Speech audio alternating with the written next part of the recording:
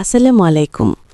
আজকে আমি শেয়ার করব গ্রাম বাংলার জনপ্রিয় রেসিপি লাউ দিয়ে ইলিশ মাছের ঝোল।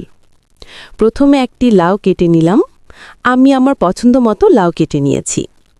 তারপর পাটায় পেঁয়াজ, রসুন, কাঁচামরিচ আর কালো সরিষা বেটে নিলাম। 5 টুকরো ইলিশ মাছ পরিষ্কার করে মরিচ, হলুদ আর লবণ মাখিয়ে কিছুক্ষণ রেখে দিলাম।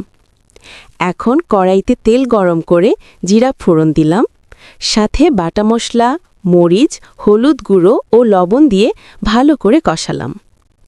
তারপর মাখানো ইলিশ মাছ ওপরে দিয়ে ঢেকে রাখলাম। কষানো হয়ে গেলে মাছ তুলে রাখব।